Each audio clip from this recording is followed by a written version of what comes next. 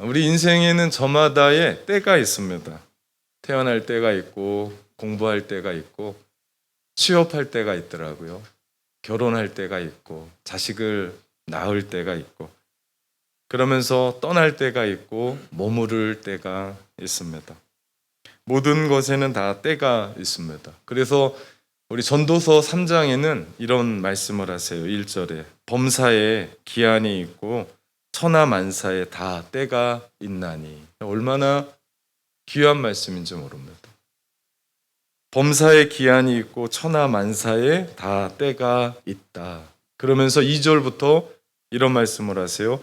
날 때가 있고 죽을 때가 있으며 심을 때가 있고 심은 것을 뽑을 때가 있으며 죽을 때가 있고 치료할 때가 있으며 헐 때가 있고 세울 때가 있으며 울 때가 있고 웃을 때가 있으며 슬퍼할 때가 있고 춤출 때가 있으며 돌을 던져 버릴 때가 있고 돌을 거둘 때가 있으며 안을 때가 있고 앉는 일을 멀리할 때가 있으며 찾을 때가 있고 잃을 때가 있으며 지킬 때가 있고 버릴 때가 있으며 찢을 때가 있고 꿰맬 때가 있으며 잠잠할 때가 있고 말할 때가 있으며 사랑할 때가 있고 미워할 때가 있으며 전쟁할 때가 있고 평화할 때가 있다라고 말씀합니다.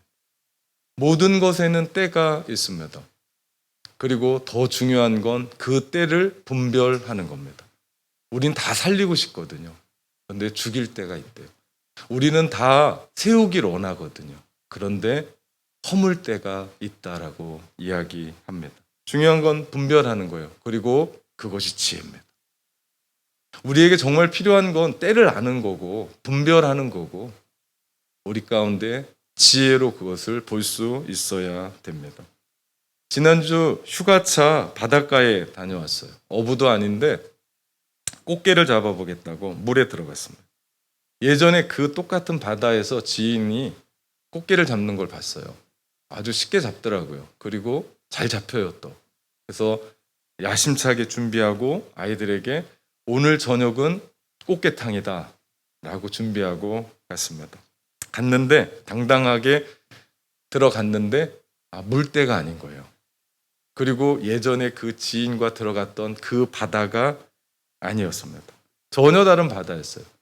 우리 파도가 제 생각엔 저 키를 넘은 거 보니까 2m가 좋게 넘었어요. 저 앞에 있는 파도도 저런데 저 뒤에 있는 파도가 더 심했어요. 꽃게는 하나도 못 잡고 물만 정말 많이 먹고 그 꽃게 잡으러 간다고 오클랜드에서부터 꽃게 망을 사갔거든요. 그 망값으로 꽃게를 살 거래요. 네. 그 저녁에 라면 끓여 먹었습니다. 때가 중요합니다. 인생은 타이밍이에요. 그것을 우리가 잡을 수 있어야 됩니다. 인생의 타이밍 놓치잖아요. 그러면 남는 건 아무것도 없어요. 한 가지 남더라고요. 그건 후회입니다. 후회만 남아요. 신약 성경에서 시간을 두 종류로 분류합니다. 하나는 흘러가는 시간을 헬라어로 크로노스라고 얘기해요. 이건 그냥 흘러가는 거예요. 내가 뭔가를 하지 않아도 세월이 가고 나이가 먹고 어느 날 봤더니 벌써 2022년으로 흘러온 거예요. 이것이 크로노스, 그냥 흘러가는 시간을 얘기합니다. 그런가 하면 또 다른 시간의 의미의 단어가 있는데 그것이 카이로스입니다. 그 카이로스는 특별한 시간이에요. 하나님의 때, 타이밍이죠. 그때 우리가 하나님을 만났고 그때 인생의 방향을 전환했고 그때 지인을 만났고 그때 결혼할 반려자를 만났고 그때 인생에 목숨 걸고 해야 될 비전을 만났고 그때 가슴 뛰는 그 일들을 만나서 여기까지 오게 된 특별한 시간, 이 시간을 카이로스라고 얘기합니다. 오늘 본문 15절 1장 마가복음 1장 15절에 있는 말씀은요. 마가복음 전체를 이끌어가는 핵심 구절입니다. 15절 말씀에 보면 이르시되 때가 찼고 하나님의 나라가 가까이 왔으니 회개하고 복음을 믿으라 말씀합니다. 이 성경을 새 번역으로 보면 아주 심플합니다. 때가 찼다, 하나님의 나라가 가까이 왔다, 회개하여라, 복음을 믿어라입니다. 이 단순한 이 말씀이 예수 그리스도의 삶의 전체를 이끌었고 사역의 전반을 요약한 말씀이 이 말씀입니다. 예수님이 2000년 전에 생명을 걸고 말씀하셨던 말씀이 바로 이 복음입니다. 저는 오늘 이 말씀 중에 그 앞부분 때가 찼다라고 하는 이 부분으로 여러분과 나누고자 합니다. 예수님이 말씀하셨던 때가 찼다라는 게 뭘까요? 무엇을 말씀하시려고 그 때라고 얘기했고 그것이 얼마나 중요했으면 예수님이 때가 찼다라고 선포하면서 당신의 공생애를 열으셨을까요? 여기서 말하는 때는요, 우리가 조금 아까 이야기했었던 아주 특별한 때 카이로스를 얘기합니다. 이미 예정된 하나님의 때라는 이야기입니다. 우리 마가복음 1장 1절은 이렇게 시작을 합니다. 하나님의 아들 예수 그리스도의 복음의 시작이라. 여기서 우리는 그 때가 뭔지를 알게 돼요. 복음의 시작, 예수 그리스도를 이 땅에 보내신 그 하나님의 때, 바로 그때 주님이 말씀하셨던, 선포하셨던 그 때는 하나뿐이 없는 독생자 예수 그리스도를 이 땅에 보내시기로 했었던 바로 그때, 예수님이 오실 그때를 이야기하십니다. 그러면서 마가는 세례 요한이 요단강에 와서 죄사함을 얻게 하는 세례를 베풀었다라고 이야기를 전합니다. 그 요한이 구약 말라기 선지자와 이사야 선지자가 예언했었던 바로 그 선지자다라고까지도 누가복음 1장 2절 3절에서 이야기하는데 이사야서에서만 이야기했다라고 얘기하는데 사실은 그 2절 말씀 말라기 3장 1절의 말씀입니다. 내 사자를 내 앞에 보내노니 그가 내 길을 준비하리라. 이것이 말라기 3장 1절의 말씀이에요. 그리고 그 뒤에 나오는 말씀 광야에 외치는 자의 소리가 있어 이르되 너희는 주의 길을 준비하라 그의 오실 길을 곧게 하라. 이 말씀은 이사야 40장 3절에 나오는 말씀입니다. 다시 말하면 마가는 구약의 말라기 선지자와 이사야 선지자가 말하고 있는 바로 그 선지자 세례 요한이다라는 것을 잊지 않고 자세하게 설명합니다. 이것이 왜 중요하냐면 구약 시대부터 이스라엘 백성들이 오랫동안 기다렸었던 바로 그 때가 도래했다는 거예요. 그 때가 오면 선지자 하나가 나타나는데 그 사람이 메시아의 길을 예비할 거라고 구약 성경에서 예언했기 때문에 그 때가 도래하기 전에 징조가 있는 거예요. 그것은 바로 세례 요한이 먼저 와서 예수님의 길을 닦는 겁니다. 그래서 이 말씀이 얼마나 중요한지 몰라요. 때가 찬 거예요. 이미 세례 요한이 예수 그리스도를 이야기를 하기 시작했고 하나님의 그 때가 찬 겁니다. 이것을 갈라디아서에서 바울은 4장 4절에 그런 얘기를 해요. 때가 참에 하나님이 그 아들을 보내사 여자에게서 나게 하시고 율법 아래 나게 하셨다라고 말씀합니다. 다시 말하면 때가 찼다라는 것은 하나님의 외아들 예수 그리스도가 이 땅에 오시는 그 날을 얘기합니다. 그게 때가 찼대요. 즉 하나님이 예정하신 그 날이 도래했다. 그냥 때가 찼다라고 얘기하는 거예요. 바로 그 날이 왔다. 예수님이 오시기 전에 이 땅은 절망에 빠져 있었습니다. 특별히 이스라엘로 이야기하면 당시 세계 최강이라고 하는 로마에 의해서 정복을 당하고 있었고 식민지 아래서 정치, 경제, 종교마저도 암울한 시대, 희망이 없었던 시대. 그러니까 모든 민중들이 예수 그리스도 메시아를 염원하며 기다리고 있었던 바로 그때 주님이 오신 거죠. 마가는 세례 요한의 이야기를 전한 다음 곧바로 이스라엘이 그토록 기다렸던 그 때가 찼다. 무슨 얘기입니까? 때가 찼으니까 온다라고 말씀하는 겁니다. 이 글을, 이 메시지를 들은 이스라엘 백성들의 가슴은 어땠을까요? 아무래도 가슴이 터졌을 겁니다. 엄청났을 겁니다. 환호했을 겁니다. 그 어둠 속에서 한 줄기의 빛을 본 겁니다.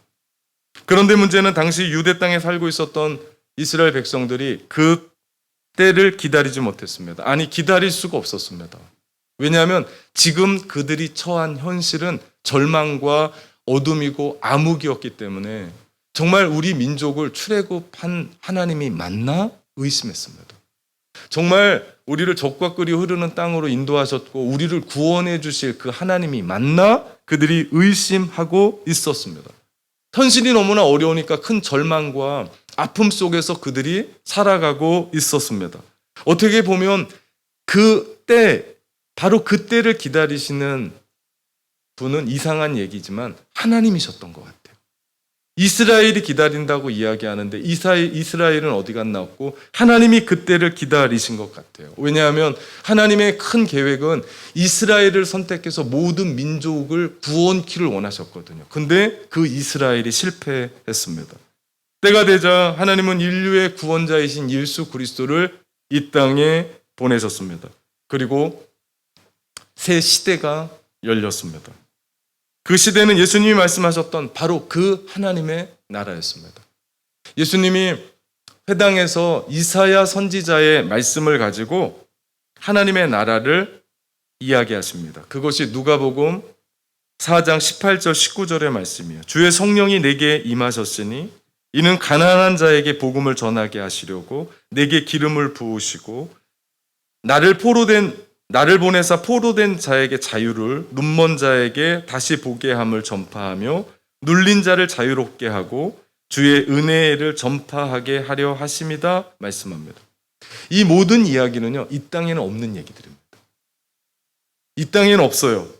이 모든 얘기들은 하늘에 있는 얘기입니다. 눈먼 자가 눈을 뜨는 건 이 땅에 없는 얘기예요. 병자가 낫는 건 이 땅에 없는 얘기입니다. 안진뱅이가 일어나는 것 이 땅에 없는 얘기예요. 어디의 얘기입니까? 하늘나라의 얘기예요. 그런데 예수님이 이 땅에 회개하라 천국이 가까웠느니라 말씀하시면서 비로소 이 땅에 하나님의 나라가 펼쳐지는데 그 하나님의 나라가 펼쳐진 것을 주님은 눈으로 볼 수 있도록 그 일들을 행하셨던 거죠. 다시 말하면 예수님이 이 땅에 오시면서 이 땅에 비로소 하나님의 나라가 시작됐는데 그게 뭐라고요? 회복이라고요. 원래는 우리가 눈먼 사람들이 아니었어요. 주님을 보던 사람들이었어요. 원래 우리들이 저는 사람들이 아니었어요. 우리들이 원래 절망에 누여 있고 원래 우리가 시리에 빠져 있고 염려 속에 살고 있었던 사람들이 아니었어요. 우리는 그런 것과는 상관이 없는 사람들이었어요. 그런데 죄로 말미암아 우리 가운데 그 모든 것이 억압으로 다가왔고 자유가 없어졌고 절망 속에 살고 있었던 그 우리를 예수 그리스도께서 우리에게 오셔서 우리를 이끌어 주시자 어떤 일들이 일어난다고요? 새로운 시대가 펼쳐지는데 그것이 회복이라고요. 울던 사람이 웃을 수 있게 되고 절망 속에 빠졌던 사람이 희망을 가지고 살게 되고 아무런 소망이 없었던 사람이 예수 그리스도로 말미암아 소망이 있게 되고 예전에는 남의 눈치 보면서 절망 속에 눌림 속에 있었던 사람이 자유케 되는 역사가 일어나는데 그것이 예수님이 이 땅에 오셔서 시작된 하나님의 나라라는 거죠. 그렇습니다. 우리 인생이 새롭게 되는 건요. 시간이 지나서 2022년 새 날이 와서 새 달력을 찢어서 새로운 게 아니고 새로운 해를 맞이해서 내가 새로워지는 것도 아니고 새로운 직장에 들어가고 새로운 집에 들어가고 새로운 학교에 들어가서 새로워지는 것이 아니라 우리 인생이 진정으로 새롭게 되는 일은 예수 그리스도를 만날 때이는 줄 믿습니다. 주님이 우리 가운데 오셔서 우리를 새롭게 하세요. 회복하게 하세요.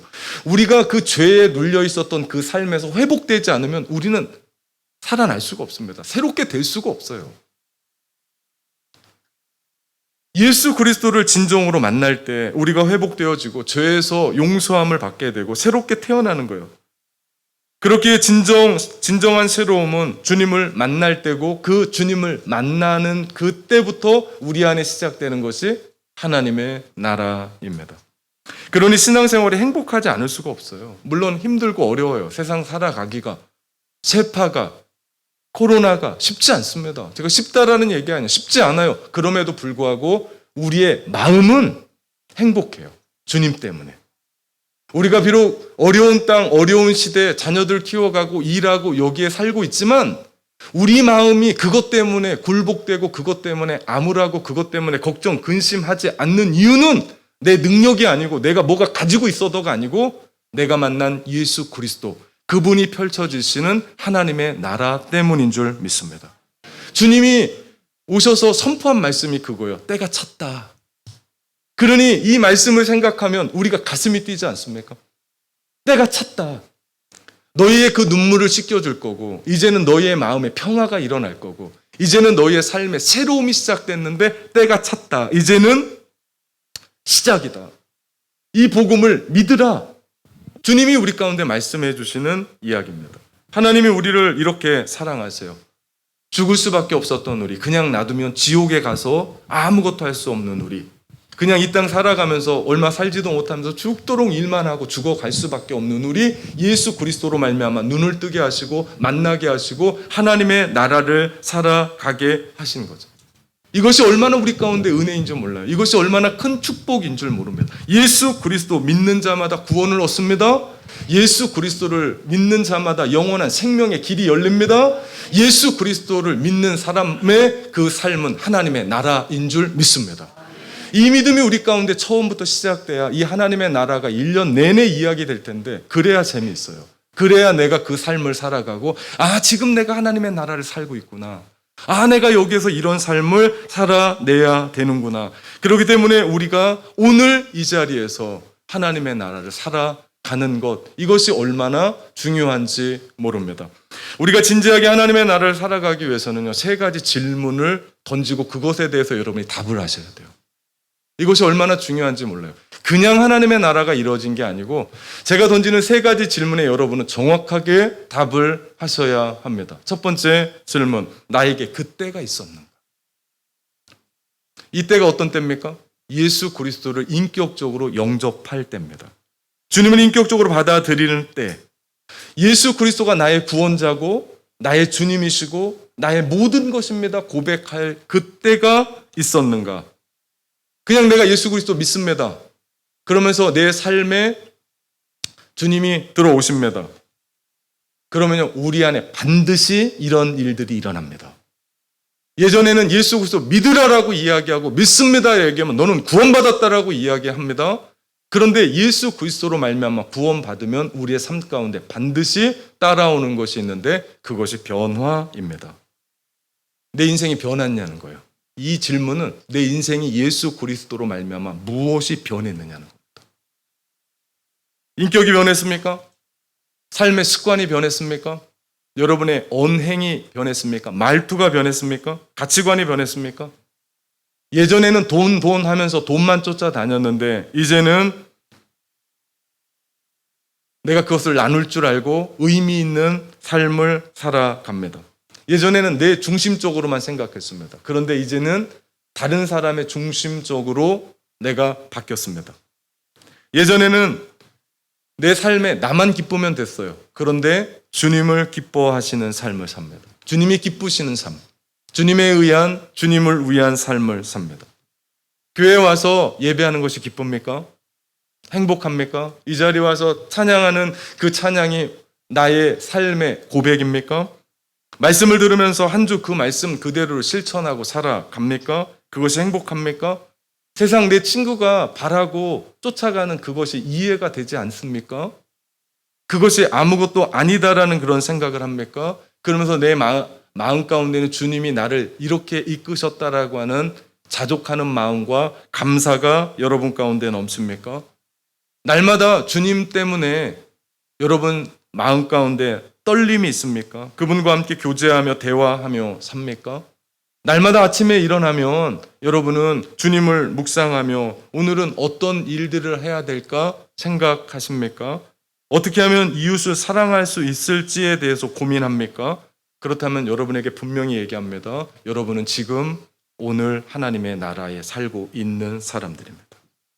그는 오늘을 하나님의 나라로 살아내고 있는 사람입니다. 만약에 그러지 못한다면, 이거와 나는 상관이 없다면 여러분은 예수 그리스도를 인격적으로 영접하셔야 됩니다. 아직 안 된 겁니다. 내가 만약에 그것이 내 삶 가운데 실천되고 있지 않다면 예수 그리스도를 내 안에 모셔드려야 됩니다. 이건 억지로 안 돼요. 성령께서 우리의 마음을 두드리시고 성령께서 우리의 마음을 여시며 그분을 통해 이 모든 일들은 일어날 수 있습니다. 우리가 그분을 만나야 돼요. 이것이 그 어떤 것보다도, 여러분이 지금 손대는 그 일보다도 더 중요합니다. 지금까지 하나님 없이 살았던 나, 하나님의 말씀과는 상관없이 살았던 나, 빨리 그 삶을 청산하고 내가 주님 따르기로 했으면 내가 주님의 말씀 그대로를, 그 뜻대로를 가지고 살아가는 겁니다. 이것이 믿음 생활이고 이것이 신앙 생활입니다. 만약에 지금까지 교회에 나오는 것이 신앙 생활이고 믿음 생활이다라고 생각했으면 빨리 바꾸셔야 돼요. 빨리 바꾸지 않으면 우리의 삶 가운데 제가 말씀드렸습니다. 그 타이밍 못 잡으면 남는 건 후회밖에 없습니다. 후회밖에 없어요. 이것 때문에 예수님이 오셨고, 이것 때문에 예수님이 나를 위해 십자가에 죽으셨고, 그것 때문에 3일 만에 부활하셨고 우리를 구원하시려고 우리 가운데 은혜를 주시는 겁니다. 그렇기 때문에 만약 그런 분들이 오늘 이 자리에 있다면 오늘 우리는 하나님 앞에 결단해야 합니다. 이런 기도를 하나님께 드려야 돼요. 주 예수님, 나는 죄인입니다. 그러나 예수님께서 저의 모든 죄값을 대신 담당하여 십자가에 못 박히시고 부활하신 것을 믿고 감사합니다. 지금 저는 제 마음의 문을 열고 예수님을 저의 구원자여 주님으로 영접합니다. 제 안에 들어오셔서 저를 다스려 주시고 주님의 뜻대로 살도록 인도하여 주옵소서. 이 믿음의 결단이 우리 가운데 시작될 때 하나님의 나라는 비로소 이루어지고, 그 하나님의 나라가 이루어질 때 여러분의 삶은 전혀 이상한 삶이 펼쳐질 겁니다. 예전에는 두려웠거든요. 예전에는 불안했거든요. 근데 내 마음 가운데 진정한 평화가 넘치고, 예전에는 뭔가 있어도 행복하지 않았거든요. 근데 조그만 거 하나 있을 때 내 삶이 행복하고 기쁘고, 더 이상한 건 내가 화가 나지가 않아요. 화를 너무 많이 내서 없어졌나? 그게 아니고 모든 것이 다 행복해요. 모든 것이 다 사랑스러워요. 그리고 예수 믿지 않는 사람들 마음을 보면 안타까워요. 제가 고등학교 2학년 때 예수 그리스도를 인격적으로 영접했습니다. 물론 어렸을 때부터 교회는 다녔습니다. 그런데 그 예수님을 만난 게 고등학교 2학년입니다. 그 전에도 예수님이 나를 위해 십자가에서 죽으셨다라는 것을 여러 번 수차례 늘 날마다 들어왔었습니다. 그런데 그날만은 특별히 하나님의 타이밍이었죠. 나를 위해 죽으셨구나. 나 때문에 죽으셨구나. 내 자리였구나라는 것을 깨닫게 하시고 저를 만나 주셨습니다. 그리고 제가 그때 사람이 변해서 목회를 결심하게 됐고 지금 오늘 이 자리까지 왔습니다. 주님을 위해 살아간다라고 하는 그 삶에 왜 어려움이 없겠습니까? 왜 눈물이 없겠습니까? 왜 힘듦이 없겠습니까? 근데 한 가지는요, 제가 이 길 걸어가면서 한 번도 후회하지 않았다. 이게 하나님 나라를 살아가는 삶입니다. 한 번도 후회한 적이 없습니다. 하나님이 주셨던 그 모든 일들을 받아 누리며 살아왔던 삶. 그때가 여러분에게 있습니까? 반드시 그래야 됩니다. 살아계신 하나님을 인격적으로 만나 내 죄가 깨끗이 씻음을 받고 내가 구원받은 백성으로 내가 오늘 하루하루의 삶을 살아가는 겁니다. 그럴 때 우리 가운데 펼쳐지는 나라가 하나님의 나라입니다. 두 번째 질문에 여러분은 진지하게 대답을 하셔야 됩니다. 그때를 만났고 그때 이후 지속적으로 나는 성장해 가고 있는가? 예수님을 처음 만난 사람은 영적으로 다 갓난아이예요. 우리 교회 어린아이들 되게 많잖아요. 그 어린아이들이 언제 봤는지 이렇게 컸어요. 여러분, 아이들은 그냥 크는 것 같은데 그냥 크지 않아요. 집안에서 우리 아이들 키가 좀 작고 또래 애들보다 몸집이 좀 작으면 엄마들 얼마나 안타까워합니까? 그래서 영양제도 먹이고 보약도 먹이고 막 그러지 않나요? 여러분 생각해 보십시오. 우리가 주님을 만난 그 시간이 얼마입니까? 성경은 우리 가운데 갓난아이가 있고 영적인 청년이 있고 영적인 아비가 있다고 얘기합니다. 이 아비의 단계에 있는 사람들은 모든 사람들을 품어주고 섬기는 사람들입니다. 영적인 청년의 특징은 악한 자를 이겼다고 성경은 얘기해요. 요한일서에 보면. 다시 말하면 영적인 전쟁에서 승리한 사람입니다. 영적인 어린아이는 하나님을 그냥 받아들이고 그냥 서가는 사람을 이야기합니다. 여러분은 어느 단계에 있습니까? 부모가 자식이 크지 않으면 마음이 아파요. 우리 하나님 아버지 생각하면, 우리가 영적으로 잘하지 않는다라고 생각하면 그 아버지 얼마나 가슴 아프고 속상할까요? 그렇게 말씀을 듣고 그런 삶을 살아가는데 잘하진 않아요. 세상적으로는 눈이 그렇게 뜨고 세상적으로는 그렇게 컸는데 영적으로는 그냥 어린 아이 단계예요. 딱딱한 걸 먹을 수가 없어요. 맨날 시험 들었다 그러고 맨날 어렵다고 얘기만 하고, 주님을 위해서 내가 믿음의 대장부처럼 일어나서 일할 수 있는 그때 그 주님이 우리를 기다리는 거 아니겠습니까? 내가 예수 그리스도를 인격적으로 만나고 나는 얼마나 성장했는가? 얼마나 나는 컸는가? 신앙생활 10년, 20년 됐고 시간이 지나면서 내가 직분까지 받았는데 아직도 영적 어린아이로 그 자리에 있다면 우리 하나님 얼마나 아프실까요? 신앙생활은 절대로 그냥 머물 수 있는 그게 없습니다. 신앙은요, 날마다 성장해야 돼요. 하루에 1%씩이라도.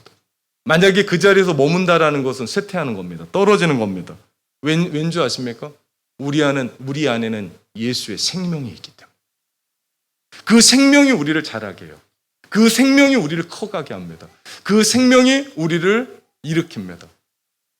저희 집에 방문했었던 분들이 제가 설교했었던 그 사과나무가 잘 큰 알을 늘 띠들여 와서 온 사람들마다 보더라. 지금 사과나무가 잘 컸습니다. 정말 아직 서진이는 사과 언제 나오냐고 그러는데 그건 너무 오버고 무럭무럭 커갑니다. 생명이 있어서 그 사과씨의 사과나무가 자라는데 예수의 생명이 우리 가운데 있는데 어떻게 우리가 자라지 않을 수가 있겠습니까? 그 생명이 우리를 이끕니다. 그 생명이 우리를 자라가게 하십니다. 하나님의 나라는 왕이신 하나님이 다스리시는 나라예요. 통치하시는 나라입니다. 그리고 예수의 생명이 강같이 흘러가는 곳이기 때문에 우리가 변화되고 우리가 행복을 누리고 우리가 주님 닮아가며 감격하는 곳인 줄 믿습니다. 마지막 세 번째 질문입니다. 내 인생의 목적은 어디인가? 내가 예수 그리스도를 만나는 경험을 했습니다. 그리고 내가 자라갑니다. 그러면서 인생의 골이 변합니다. 예전에는 내 욕심, 내가 추구해야 될 어떤 가치와 이상을 가지고 달렸다면 이제는 주님이 나를 위해 무엇을 준비하셨는가? 내가 무엇을 주님을 위해 해야 되는가라고 하는 목적이 달라집니다. 여러분 지금 하시는 일에 가슴이 뜁니까? 아침에 일어나면서 출근해야 된다는 것에 여러분이 가슴이 뜁니까? 이제는 가슴 뛰는 일을 하셔야 돼요. 이제는 주님이 우리 가운데 가슴 뛰게 하시는 그 일을 하셔야 됩니다. 이것이 하나님의 일입니다. 목숨 걸고 할 수 있는 일. 인생 한 번밖에 못 살아요. 인생 2번 사는 사람 아무도 없습니다. 그리고 시간이 얼마 없지 않아요. 그 한 번 뛰는 인생, 여러분 가슴 뛰는 일 하십시오. 오늘도 일어났는데 이거 또 가야 되나? 그런 마음 말고 오늘 일어나서 내 마음에 가슴 뛰는 일. 주님이 나를 그 직장에 보내셨고 주님이 나를 그 사업처에 보내셨고 주님이 오늘 나로 하여금 이 가정을 깨우라고 하셨고 주님이 오늘 이 교회를 통해서 하나님의 놀라운 일들을 하게 하셨던 그 가슴 뛰는 일 하십시오. 이제는 가슴 뛰지 못한, 그거 죽은 거 아니에요? 내가 그 일 생각하는데 가슴이 뛰지가 않아요. 그거 죽은 거 아니에요?